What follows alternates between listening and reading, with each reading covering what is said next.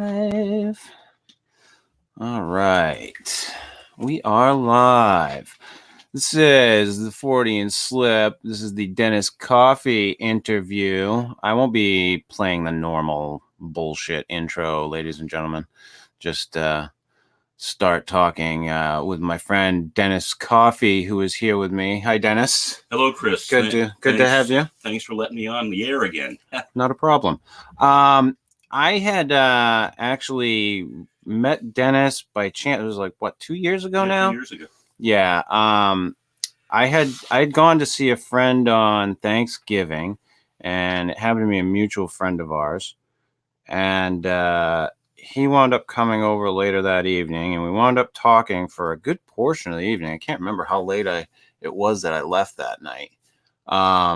But it was, I mean, we had a great talk that night, as I remember, because recently, when I saw that you were on Jeopardy, it reminded me that you and I had spent the night talking about Dostoevsky, which to most people is fucking boring. But to Dennis and I, not so much. If you read it, you don't find it boring. That's the thing. So what got me was I had pulled out my copy of Crime and Punishment and the Brothers Karamazov. As a matter of fact, I have it right fucking there, Dennis. Good. I've never read the Brothers Karamazov, but I had read Crime and Punishment. I wanted to reread it. As you and I were discussing before we went live, I can't really read books like I used to be able to. I switched to a Kindle. So now I have to buy the Kindle fucking version of Crime and Punishment so I can read it again. But I from when I talked to you about that book, I had remembered how much I had loved reading that. And that's what I'd remembered about that conversation with you. About Raskolnikov. Yeah. You know, he wrote a lot of his novels are like in the form of a detective novel. Yeah. Because he had to sell his novels, but they're so deep. They're so, the message is so awesome. Yeah. And I was just actually last month I bought a copy of the Brothers Karamazov for a coworker at Duffy's, and I couldn't resist reading a section. It was a belated gift because my girlfriend Karen, I was reading portions that really I liked. Yeah. But he's an awesome writer. It's a long book, but hey, if you oh yeah, if you're into literature, if you're into good, good stories and great literature, I mean, that's the stuff you want to read. Like, go back and read that stuff. Like, I forced myself to go back and read some older stuff because, I mean, you should. It's funny. Kurt Vonnegut says that everything you need to know about life is found in the Brothers Karamazov. But he says, but that's not enough anymore. Yeah. But yeah. Yeah, he wrote, what was it, Slaughterhouse 5. Yeah, Slaughterhouse 5. Yeah, I've actually wanted to read some Vonnegut. I never have. See, I get in these ruts. And I'm a huge fantasy science fiction guy. Uh-huh. And currently I'm reading Donaldson's Thomas Covenant trilogy, the second one. I finished the first one. And it's such a great book. I remember when book series, it's a trilogy. I remember when I read it in high school. My cousin Jay, he's like, yeah, you got to read this book series about the leper Messiah guy. You got to check this book series out. I'm like, fuck you talking about? So I pick up Lord Fowl's Bane, first book. And I'm all of like 14, 15 at the time. I'm like, the way he wrote baffled me. Like, I couldn't keep up with it in my head. Now, in my 40s, rereading it and I had reread it back in my 30s. It was a whole new thing to me. It was like reading like beautiful poetry for the first time, but all over again. Or watching a movie that and it flowed really well. And I when you fall into a good book, it's amazing. And that's one of the things that I'd liked about talking with you is that we fell down one of those rabbit holes about, good, novels, and just other bullshit. And I can't remember everything that we had talked about that night, but that was the thing that stuck out in my brain. So then I flash forward to, God, it was, how many weeks ago was it that aired, Dennis? The show was taped November 12th and 13th. It was aired. You do 5 shows in one day. Yeah. And so I did the Friday show on one day, the 12th, and then I did the 3 shows that I appeared in the next day on the 13th. Right. And they appeared, I think it was the 17th, the 21st, the 21st, 22nd. Okay, so this is just a couple of weeks ago. Very recent. And I see in my Facebook feed, Old Orchard Beach man to appear on Jeopardy. Okay. So I look, I see the picture. I'm like, oh, that guy kind of looks familiar. And then I passed it off. I don't watch broadcast TV anymore. I gave it up years ago. As did I. I started streaming stuff on Netflix, and just, if I wanted to watch something, I could either find a way to pay for it to watch it, or find a streaming service that it was on. I didn't need to sit through the scheduled bullshit that's on TV anymore. Amen. And so I was just like, yeah, I'm not gonna watch Jeopardy. I don't watch Jeopardy. Like, I love Jeopardy. I used to watch Jeopardy all the time, but I'm not gonna fucking watch Jeopardy. Here's a key point, Chris. You're in your 40s, and I'm 54, and everyone I talk to says, "Yeah, I watch it with my grandmother." It seems like everybody who watches Jeopardy is older than me, but all the contestants were younger than me. Yeah, and they were very quick on the buzzer as a result. Yeah, and I mean, I've been watching Jeopardy my whole life, as far long as I can remember. I mean, it's as long as I can remember, it's been Wheel of Fortune and Jeopardy. Oh yeah, those are the staples. I mean, The Price is Right during the day, but that's a totally different story. Yeah, so I see this, and I'm like, oh yeah, whatever, it's some guy, like, he looks familiar to me, but and so then our mutual friend I run into says, yeah, my friend is gonna be on was on Jeopardy. He won his first night. He's gonna be back on over the weekend. And I had said, yeah, I don't know if I'll see it. And she was like, yeah, sometimes it gets posted to YouTube. You can check it out. And I actually did wind up watching one of your appearances on YouTube. Oh, really? Which one was it? It was the second night you were on. Against Tracy Mack, and I think it was Matt Neff. Yes, I believe so. So I was like, yeah, I don't watch TV, so I probably won't see it. And it still didn't dawn on me, Dennis. Still didn't dawn on me. And then I'm scrolling down through Facebook, and I see the exact same post that I saw before, the exact same picture of you.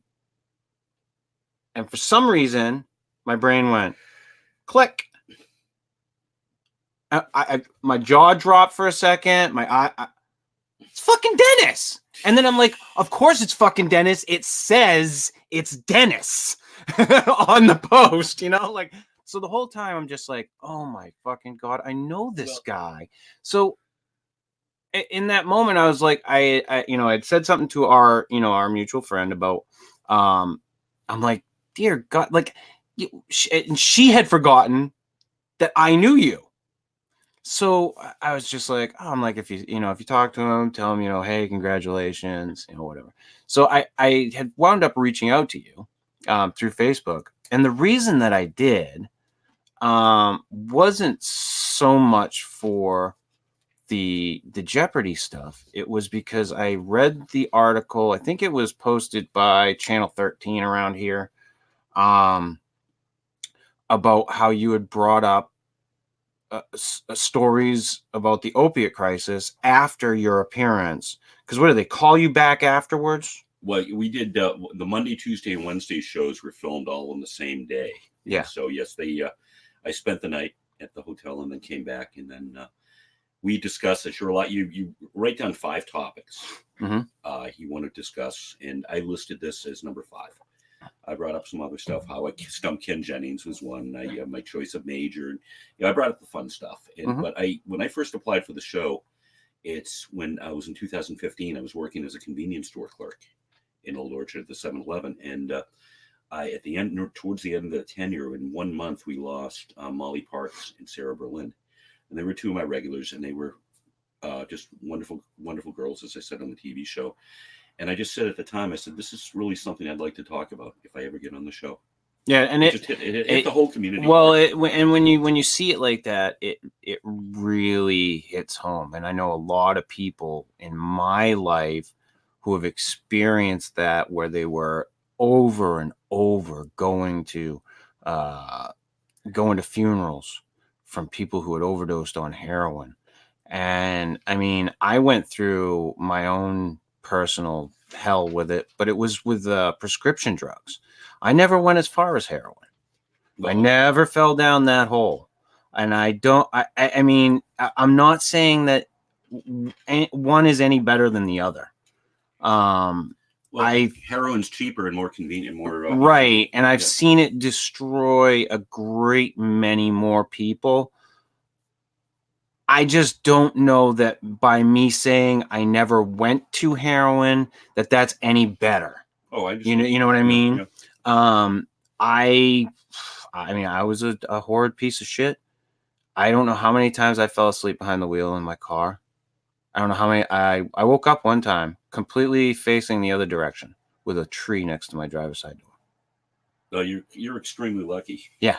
Oh yeah. I should. I mean, I've told many people many times over, I should have been dead. Mm-hmm. I should have been dead. About 100 different times that I should have been dead. I remember one time I was sitting up in bed, and my entire body went. I lost everything.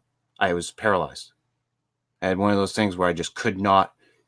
I went to go move a portion of my body. Nothing. I was just sitting there. I was just like this. And all I could think of was, you puke, you're screwed. Loss of motor control. That's pretty scary. Yeah. Well, a lot of people I talk to people at the store. This is just not simply Molly and Sarah, but I talk to people who are trying to recover. And they said, one friend, I'll call him Andrew, he was saying at the end, he was in the Suboxone problem, but he goes, at the end, I wasn't even shooting up to feel good. I was just shooting up to not feel sick. Yeah. And that's the problem. You get to a point where you're not getting high anymore. You're maintaining. Billy Idol talked about it once on, I was listening to him on Opie and Anthony back when they were still together and on the air. And he was like, I wasn't, at that point in my career, I can't remember what time he was talking about. He was like, I wasn't getting high anymore. I was literally just keeping myself in enough heroin so that I could maintain and do interviews. Mm-hmm, mm-hmm.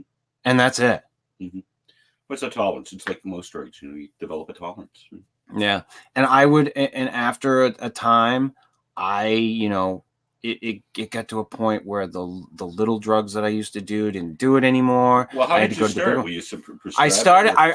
I always say that it started with when I fractured my elbow. Uh-huh. I got a hairline fucking fracture in my elbow, and I mean it was probably more of a bruise than it was a fracture, a bruise of the bone. I went to the doctor that night. I was at work, so it had to be paid for by my employer. I tripped and fell at work while I was pumping gas. And I went to the hospital and they prescribed me with Tylox. And I was with two friends, cousins. Mm-hmm. I won't name who they were. And we're on our way home because they took me to the hospital. So we're on our way home and one of them says to me, he says, "Hey, what are you doing tonight?" I said, "I'm probably going to go home, take one of these pain pills and go to bed." And he's like, I got some weed. How about you come over to my place? We'll break one of them Tylox open and we'll have some fun. Oh boy.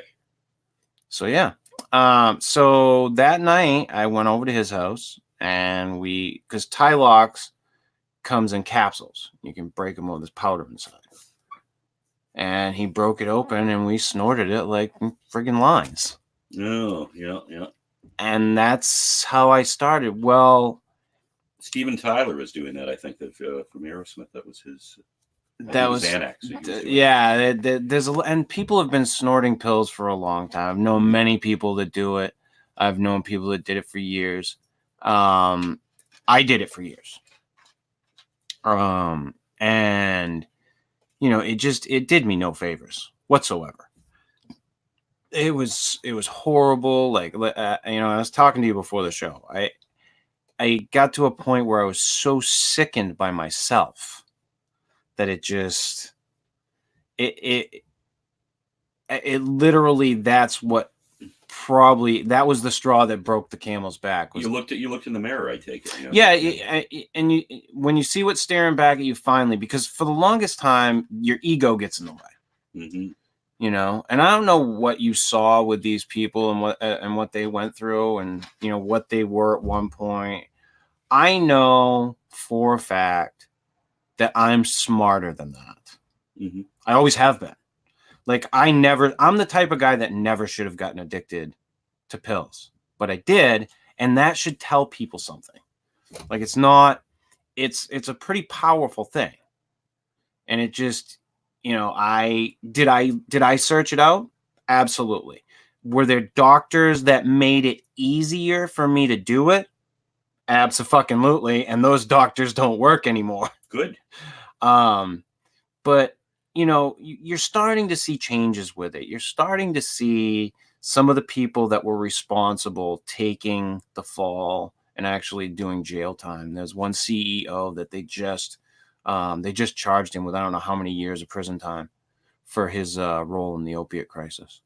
Well, Chris, it was bringing up the subject was very difficult. And I thank the Jeopardy team, Alex and Lori Janover in particular, who I think they struggled as much as I did.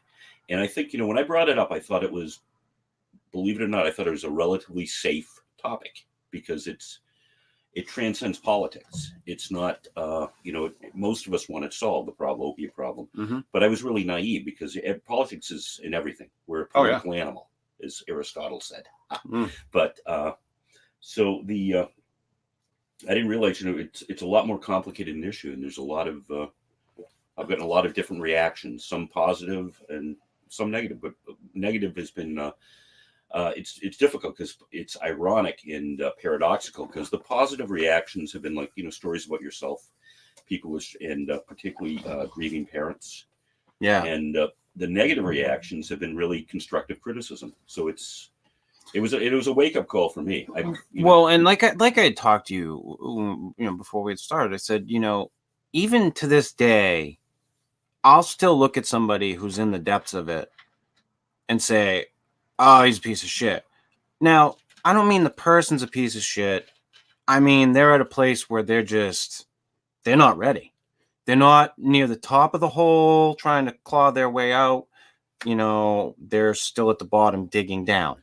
Right. That was another aspect too, because you talk a lot about victims, and Molly and Sarah, they were wonderful. They were attractive. They were intelligent, good people.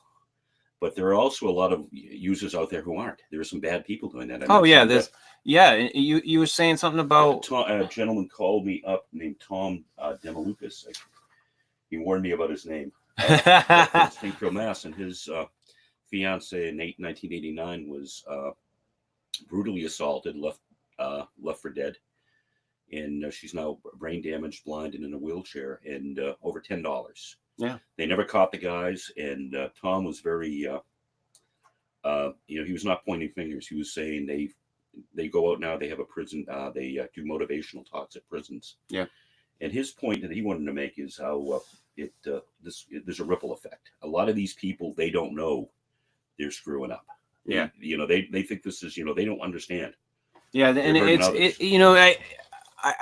I hate to harken back to It's a Wonderful Life, but it's that whole point of one person's fuck ups. They don't just affect the person; they affect all the people that are around them, and it causes this. I don't know if you could call it tsunami at some point, but with some people, like it gets to a point where it becomes overwhelming. Oh, sure. And there's people like they turn to horrendous crimes. I luckily didn't go so far as to, do anything horrible to that extent. Did I, fuck people over or do stuff like that? Yeah, absolutely. Did you, not to pry, but since you brought, did you steal? Yeah, absolutely. Oh my goodness. Yeah. it's like you said, it's the control. They have a control over you. And it, when you realize what you're doing, when it finally all comes down, like I said, you're in that place, you're exposed. And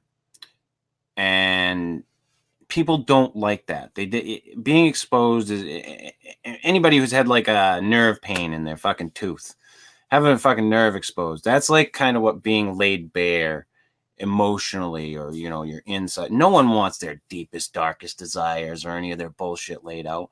I've made a fucking life out of it doing it on here. I say my bullshit on here. There's stuff I keep to myself. I don't let everything out.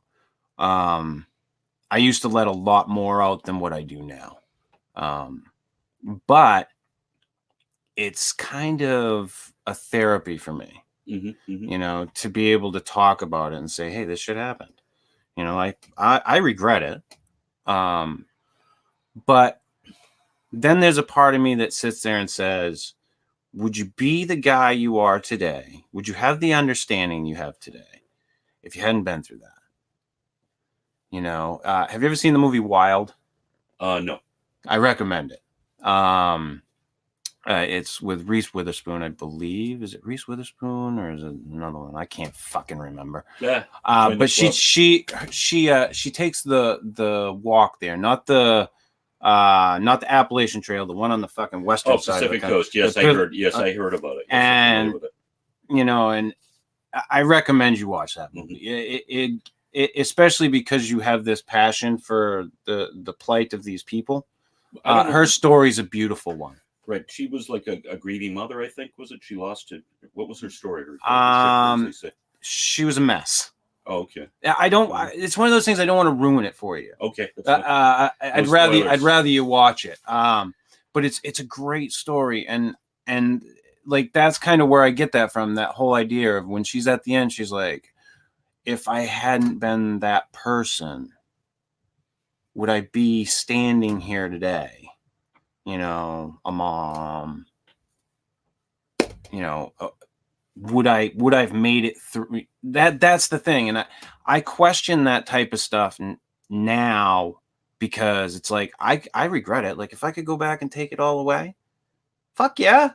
Like if I could go back and take away all that puking in the fucking toilet at fucking 5 a.m. in the morning and trying to push myself to go to work every day.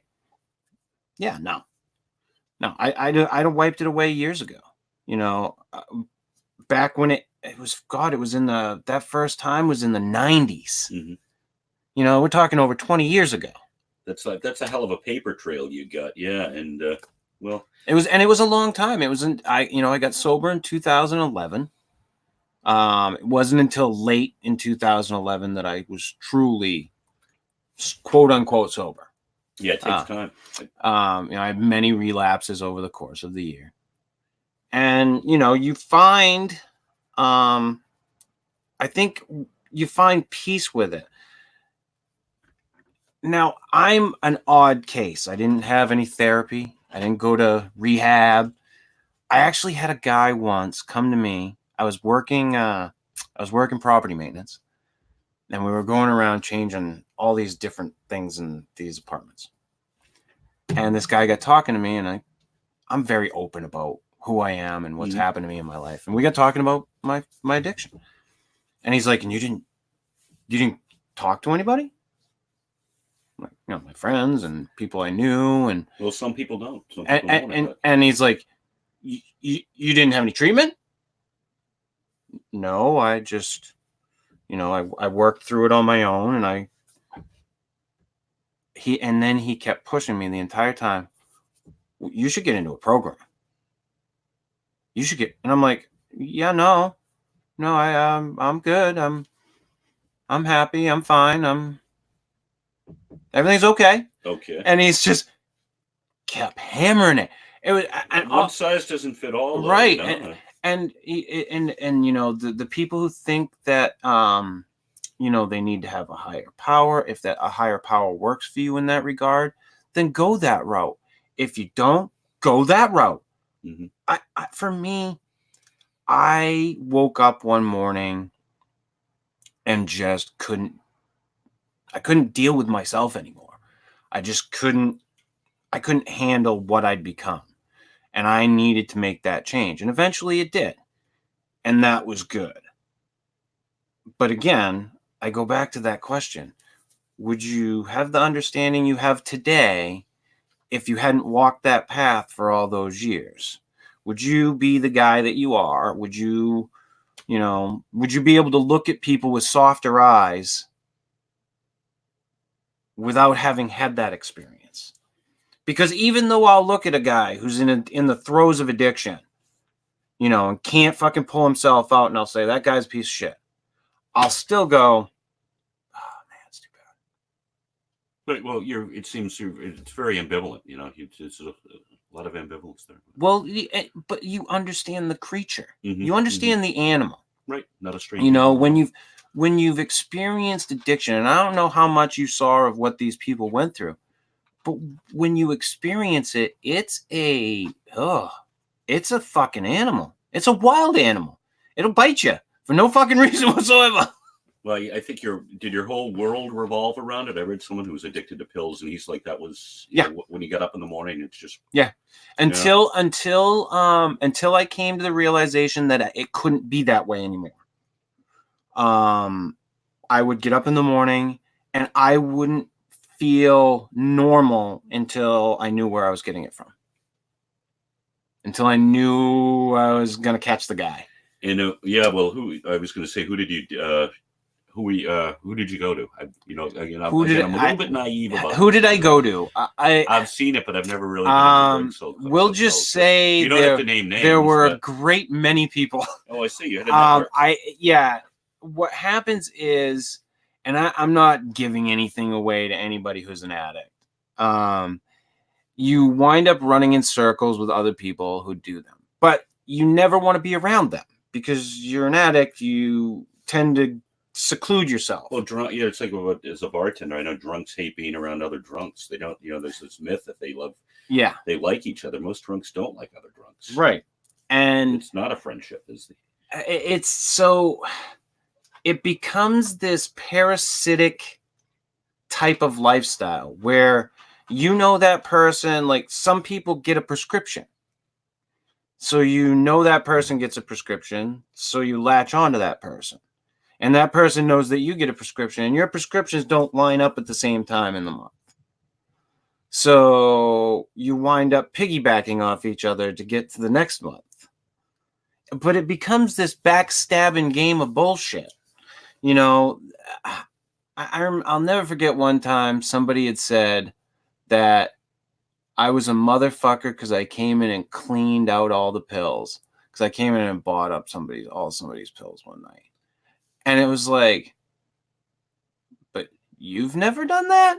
Yeah. Like survival of the fittest, hey. But it's a horrible lifestyle, and that's why I said, like, when I had heard you talk about it and that you'd wanted to bring light to it, it's an important subject to talk about. Mm-hmm. I mean, these things that are happening, these companies that push this shit.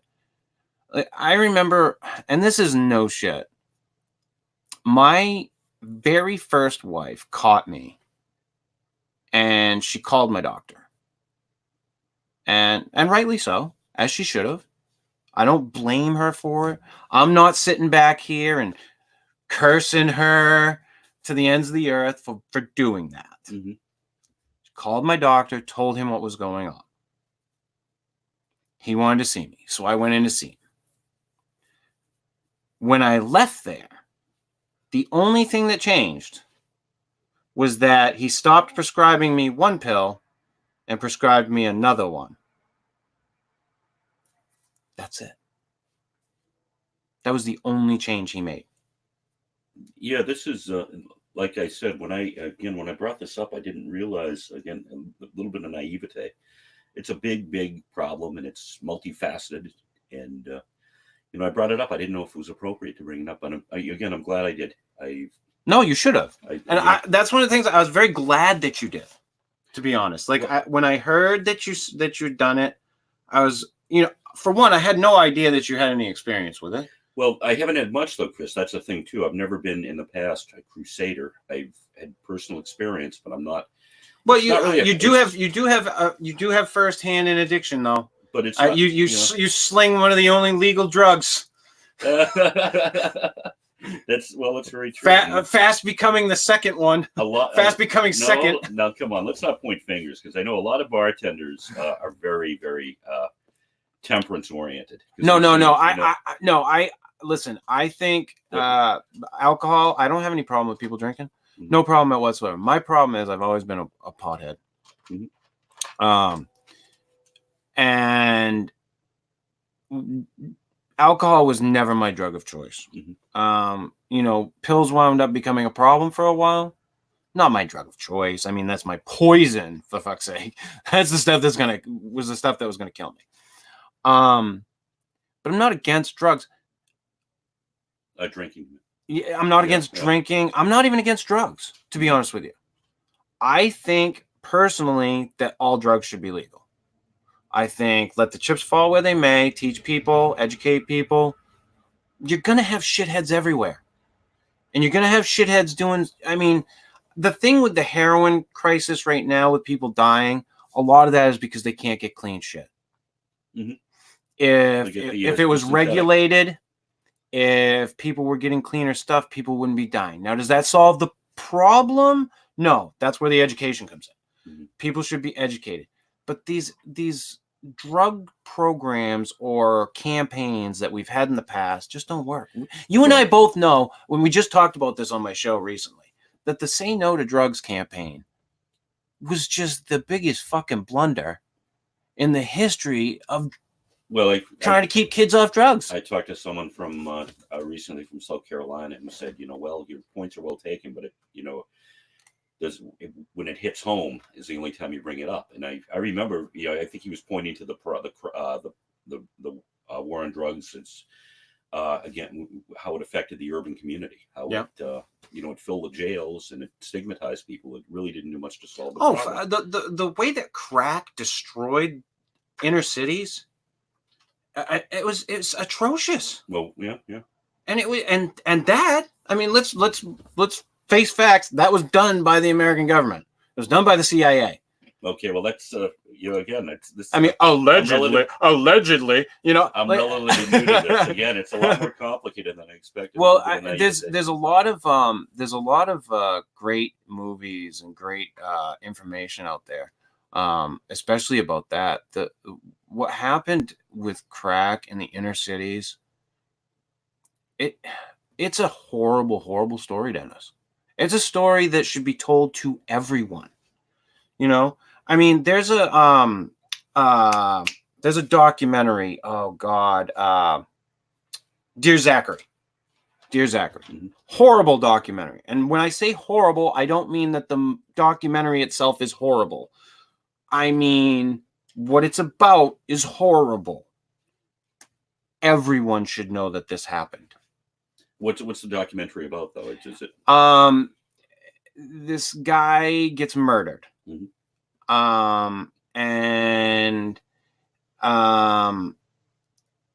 Come to find out, the woman that he was with is pregnant, and she's gonna have a baby, and so this friend of his, who's a filmmaker, decides that he's going to go catch up with all their friends and make this trek across the country to make this documentary about his friend who has now died for his unborn son so that he can know his father. And then they find out that the mother was the one that killed him. And I won't tell you anymore. Okay. It's a horrible, horrible story that everyone should know happened. Everyone should know that the legal system in Canada allowed it to happen. Everyone should know that the legal system in America allowed it to happen.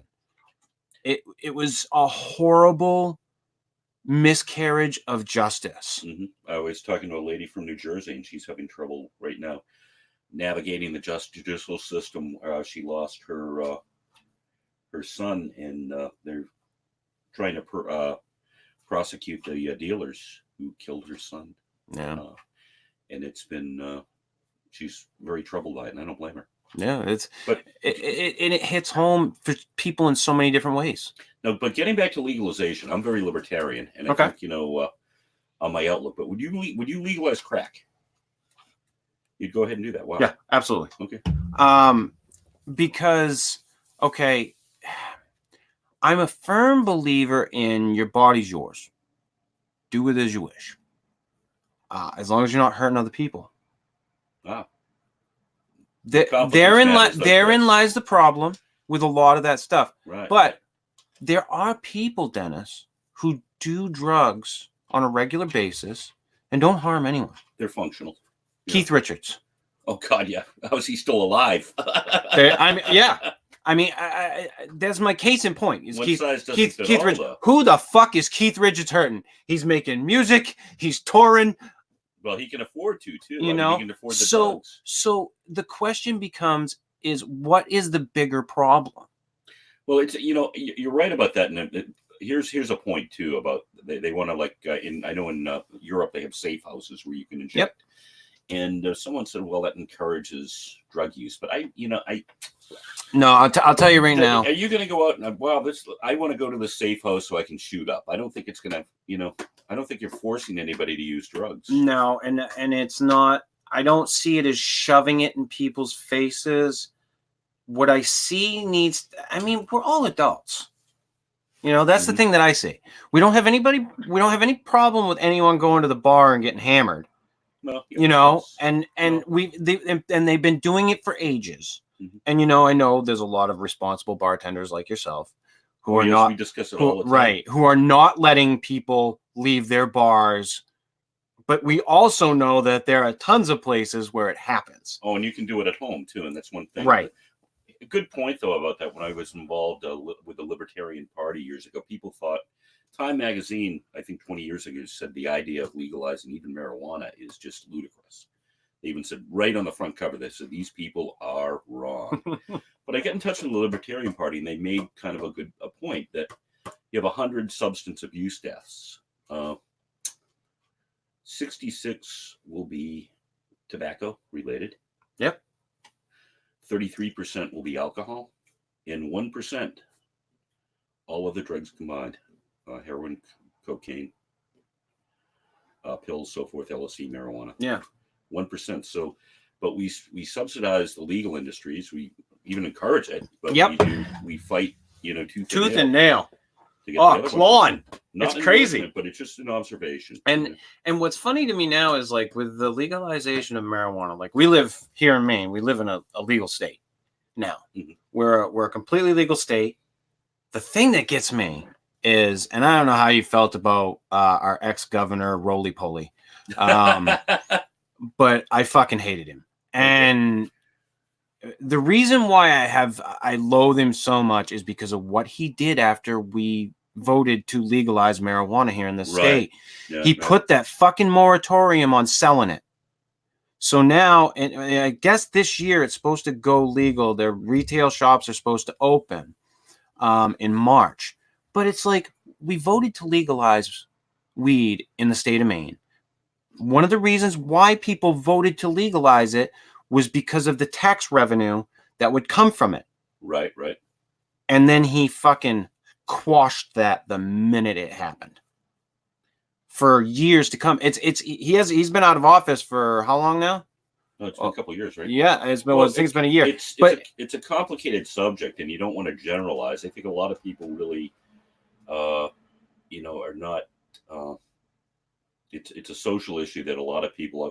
Well, I'll give an example. Someone came into the bar at Duffy's, and one of our servers was mentioned marijuana, and when the customer said his 10-year-old was present, he said, please don't discuss that at the bar. Mm-hmm. And the server said, well, it is. He said to me, well, it's legal. I said, yeah, I know, but a lot of the perception is just hasn't changed yet. Mm-hmm. There's still stigma. I have nothing against marijuana myself. I think vis-a-vis, again, like I said, the numbers are not as damaging as compared to, say, alcohol and tobacco. But it's not. I don't think it's as harmless as people make it out to be, too. Okay. I had friends who had. Here's what, there are many concessions I will make with weed. One of the things that I will say is that to people who say that marijuana is not addictive, you're an ass. It very much is. As a matter of fact, I'm after Super Bowl on Sunday, I'm going on a marijuana break for a while. I'm actually taking a break. And here's the reason. My reason is very simple, Dennis. I ran out recently through no fault of my own. We all know how that happens. And you were jonesing. I was jonesing, and I went a couple of days. Okay. And when I finally got some and I smoked, I'd sit back in my fucking chair. I was just like, wow. I hadn't felt like that in forever. Well, we're talking about tolerance, right?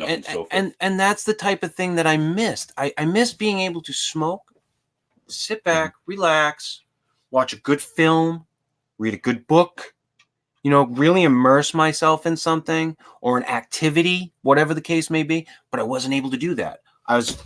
Because I had fallen into this routine of smoking weed, not enjoying weed. And so I decided recently, I said, I'm going up to see my cousins and my aunt and my uncle, and we usually have a really good time on Super Bowl. So I was like, yeah, I'm not going to not smoke up there. I mean, so I said, after this weekend, I'm taking a well-deserved break for a while. Well, a lot of people do it with alcohol. They don't want it, controlling them, I've had regulars say, I'm staying away for a while. I have an uncle. God love him.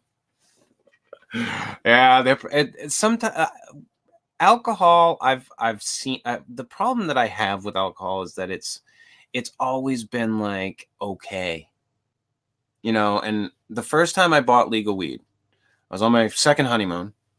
Done it twice, Dennis. I don't recommend going for the trifecta. I'm not going for that path myself. But my second honeymoon, I was out in Washington State, and they had just legalized. And I actually still have somewhere, I think it's on my wallet, my receipt for the very first purchase that I made of legal marijuana.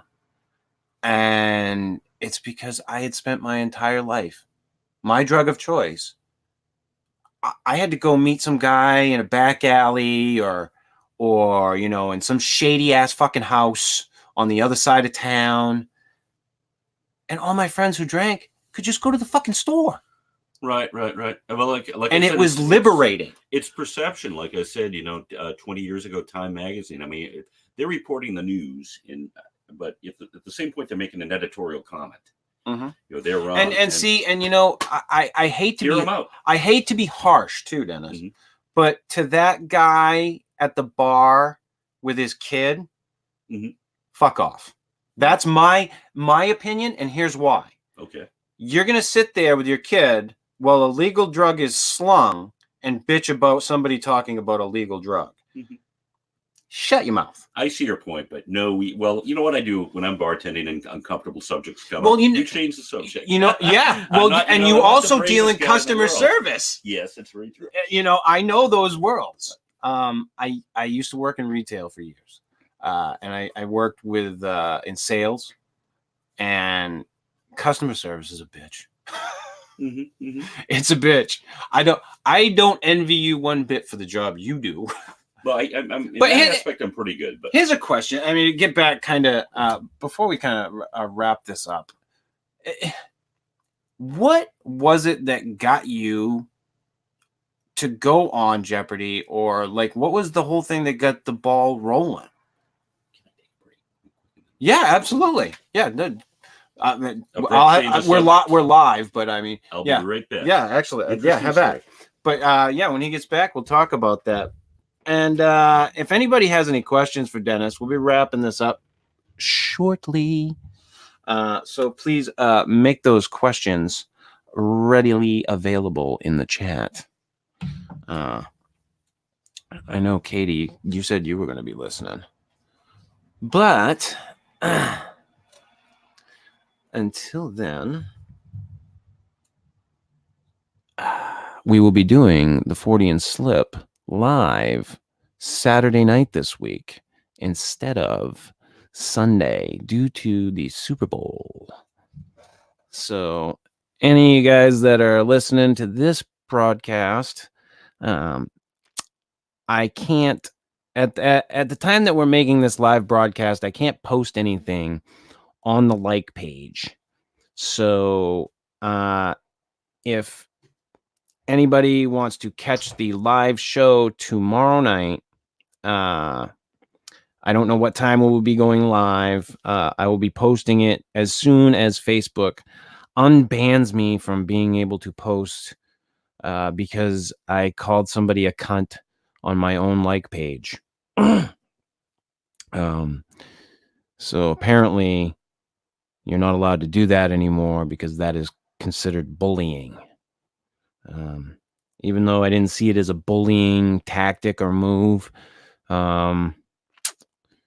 that Facebook seemed to think so. And when I tried to have them review it, they did not agree with me in any way, shape, or form. So I was banned for 24 hours. My ban lifts at 6 p.m. Eastern Standard Time tonight. So, until then, the like page has been silent. However, it's been growing like a motherfucker. I mean, just likes upon likes upon likes. I'm fucking loving it, people. Keep it going. Keep that train a-rolling. And I will try to refrain from calling people cunts on my own page. But, yeah, so... You're not making an apology, are you? No, I don't make apologies. I'm not apologizing for it. I'm just saying that it happened. You know where the origin of the term apology comes from? It's a Greek word. Sticking your head up your own ass? No, it's from Plato, of course, wrote one of his dialogues was the apology of Socrates. It means a defense. It's defending yourself. Yeah, so I think it's a good term. Yeah. So you're not sticking your head up your ass at all. But yeah, no. I was just curious how you initially got the whole. I at one point in time I tried to get on a show. I don't know how many $1 million Bigfoot bounty fucking TV show. Dean Cain was the host of it. Like I said, I had a couple of friends that wound up getting on it. And I know what that process was like for me. I had people that were already in the works who were like, you should apply. Oh, a lot of people have told me that. And I think over the years I had thought, I used to watch the show with my mom and dad, and they've unfortunately since passed away. I watch it with my Uncle Anthony and Aunt Maureen. And over the years I talked about it. And I said, around 2015, I said, I ain't getting any younger. And they do it online now. So I did it 3 times. They let you know if you passed. Yep. The 3rd time they let me know. My friend Jen Dow told me, check your email. So I went home and checked it, and there I was, that you go and audition. I think the online test has made it a lot more parity. It used to be, you'd apply and you're getting a lot more parity of players. I ran into some really tough players, but that's well, and it makes sense that they would do it that way. It's easier. Yeah, it's a lot easier, and I'm sure they can choose the people easier. Well, you go in for that's the thing. You go for then you go down for the audition, and you take the test again, written, to make sure you're not sending someone else. Like say Chris. Yeah.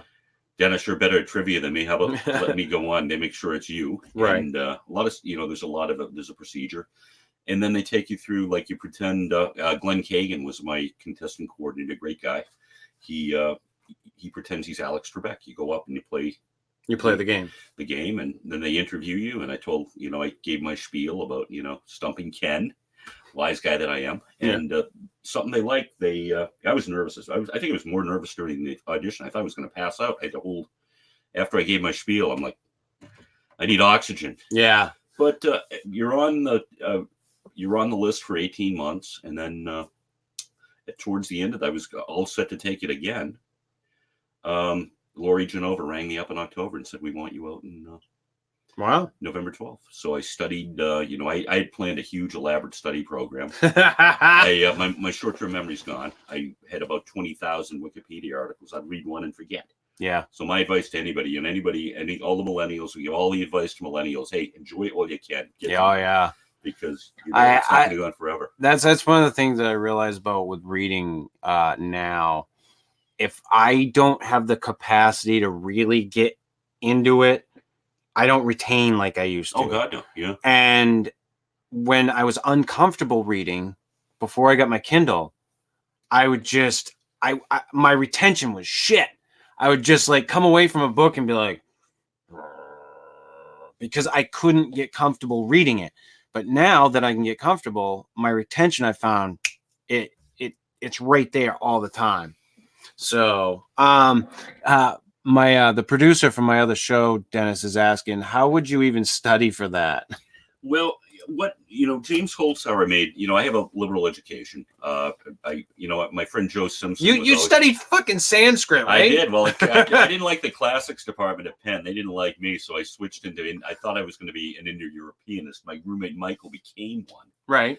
But that was a challenge in itself. But I went back at a second undergrad degree at the USM, and I studied all the intro courses because Penn was really pre-professional. It was you go there to go to med school, law school, or business school. It wasn't for me. Mm-hmm. I paid attention to my classes. My friend Joe Simpson from the store and I were joking about, because he said he didn't. I said, Joe, that's my secret. But you try to cover. Holzhauer had a good point. You try to cover as much ground as you can. I don't have kids, so I studied children's literature. And you're really aiming for, I studied a lot of movies, TV, and music of this century. And I got one question out of it: Get Out in the last game with but you're really trying to get in case you don't get a total stumper in Final Jeopardy. You want to make sure they'll ask something obvious. You don't want to be, I have nothing against, I know a little bit of children's literature now that I didn't before. But again, I've lost it. I did it, for a month. I'd have no idea how to even fucking prepare for that shit. I did watch, like I said, one of the episodes. I think I did better than you. I scored myself as we went along. I think I did a little better than you. They call that a Coriac score. It's basically your score that's not including the daily doubles. I actually, it happened to be that there were a couple of categories that night that I knew a lot about, and I was nailing them.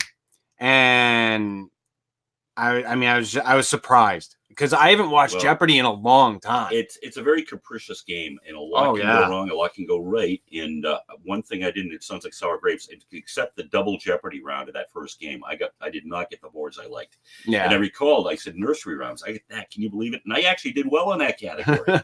We were actually going to do, back when we had, he's passed away. He just passed away this past year, Tim Fasano. He'd come on our show a couple of different times.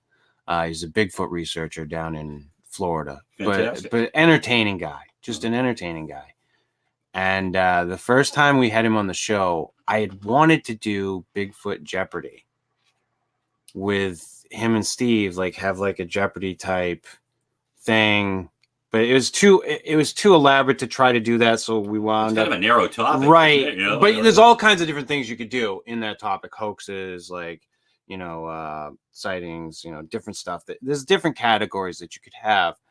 I would have liked to have done that, but it didn't make sense for what we had at the time. So we wound up just doing a trivia and it was so fun. We did that between him and Steve, my other co-host. We call him the Sweetwater Legend. Supposedly because he's packing in his pants, but we don't know for sure. I haven't checked. But it's just what we say. In answer to Steve, though, there are things you can study. One is how to use the buzzer. I read a book on that.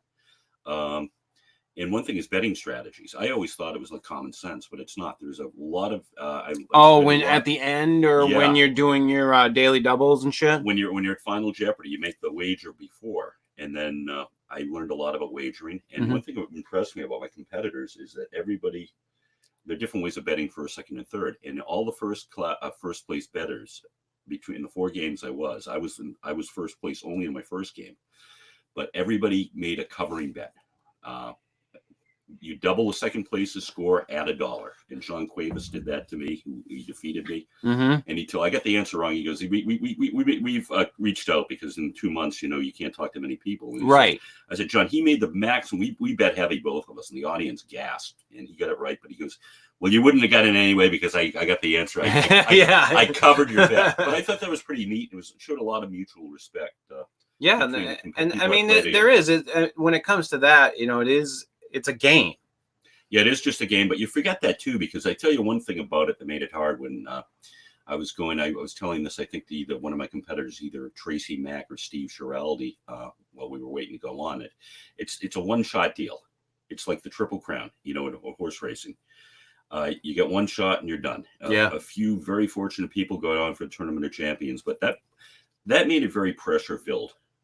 I felt a little too intense at times, but right, but that's how it is. And I suppose if they gave you 2 chances, you'd put it off till the second time, Yeah.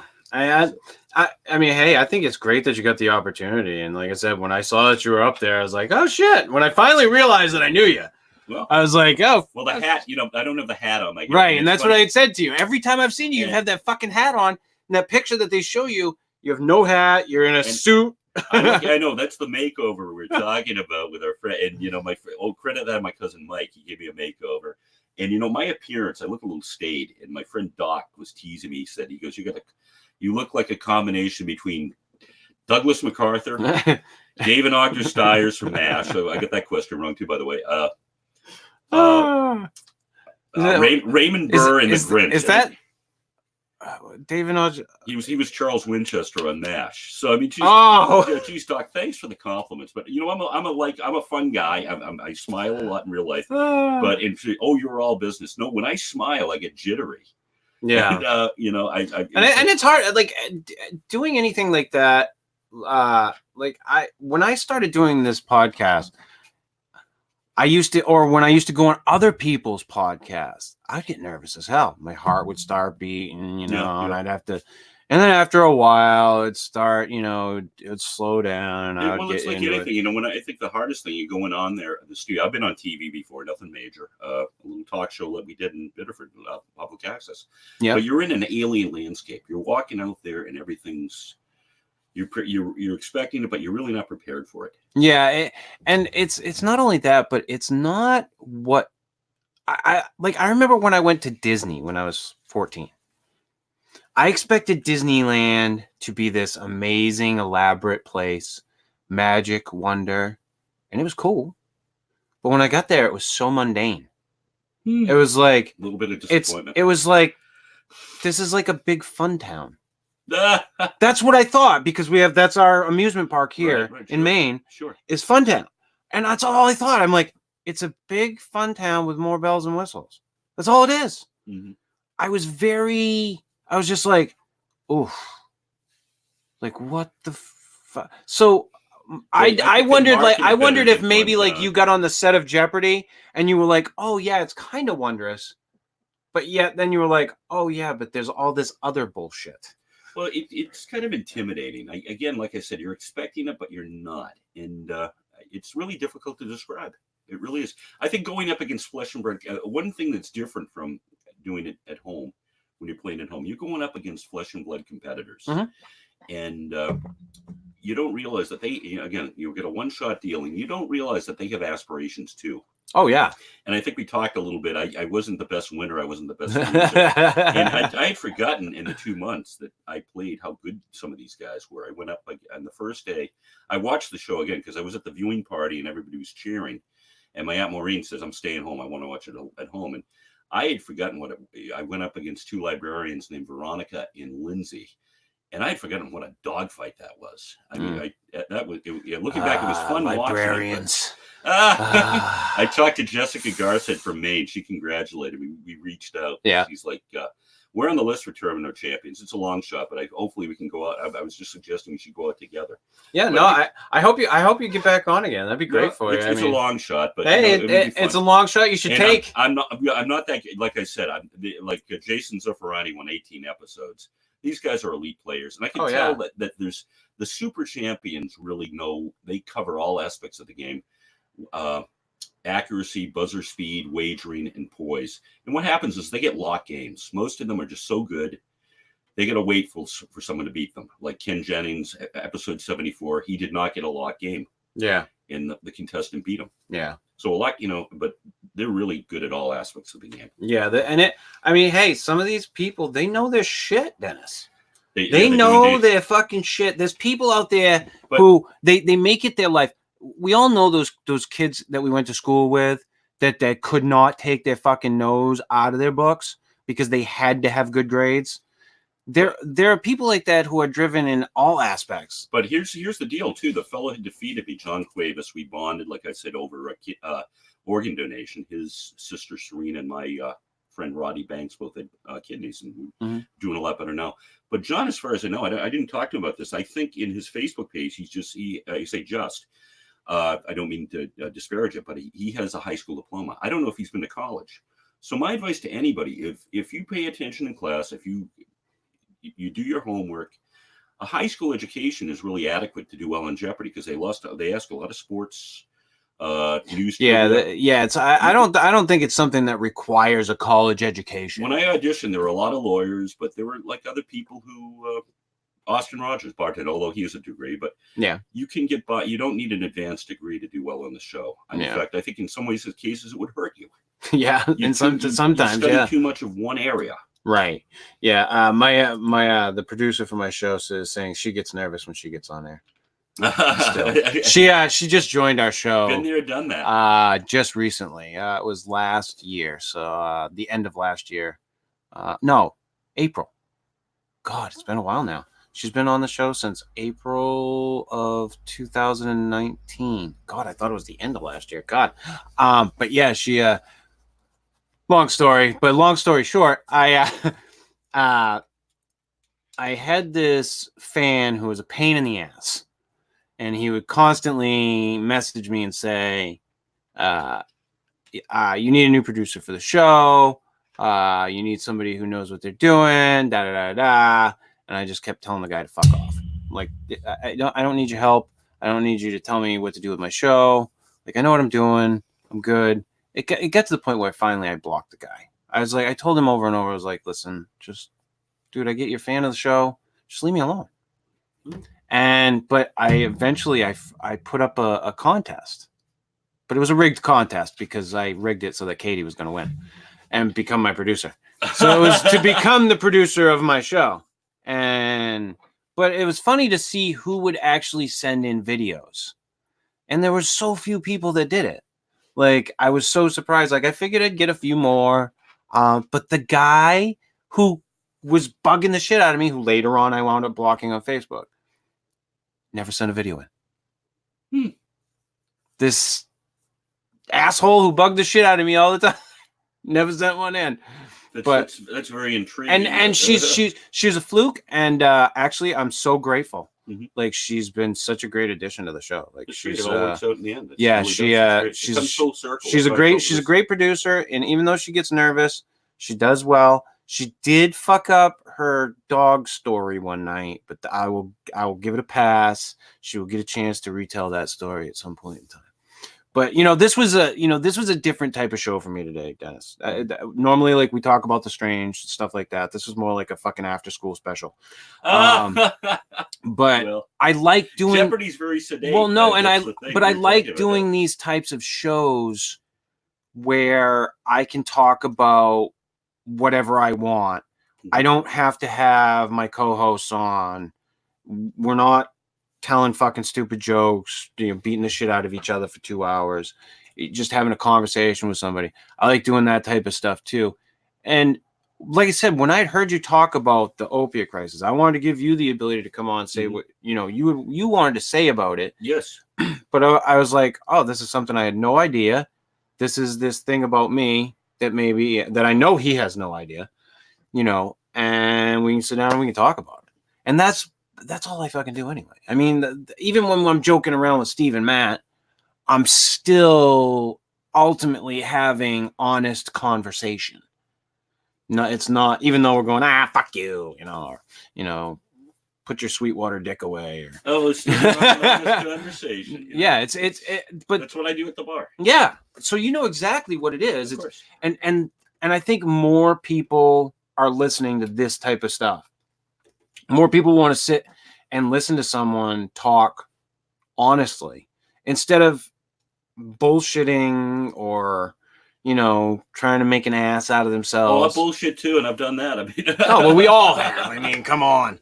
But yeah, I'm going to wrap this up, Dennis. Thanks for coming. I appreciate you stopping over. Just wanted to add, though, that, it's funny, Chris, real quick, but this brought out something to me. I'd forgotten my competitive spirit. And I just wanted to say I had forgotten that. And I think, they say Dennis is just a bartender. And there was a side to me that I didn't really expect. And I got that final Jeopardy answer wrong. I just stormed off the set. And, it was just kind of and it turns out I was mad at the bet. I just was saying, I said, they're going to think I'm Cliff Clavin now. Remember that famous right episode? But no one, here's the irony of ironies. No one got on my case. They got on my case for getting the wrong answer. Right. But dude, I'm sure they've seen everything. Oh, I'm sure they have. Yeah. I mean, they were, I was just kind of stunned though. I was just really embarrassed. But I like the fact I had kind of a big head, I got to say, in the show. And I think Alex, after he did the interview, I'm very grateful for Alex and the Jeopardy team for letting me bring it up. Mm-hmm. But I remember he said, it's time to step up to the plate and do something aggressive. And I think he was ribbing me a little bit because I missed a clue earlier on Monday's show with Tracy Mack. She stole it from me. Mm-hmm. And the correct answer was step up to the bat. And I think he was saying, I'm going to take you down a notch, young man. This is my show. Remember that. And but I'll never forget what he said. He goes, at the end of the clip, he says, let's get back into this. And I think it was not just the game, but hey, your interview's over. Right. What's the next step? Yeah. How's he looking? He looks, he's a gentleman. He's very personable, very patient. Yeah.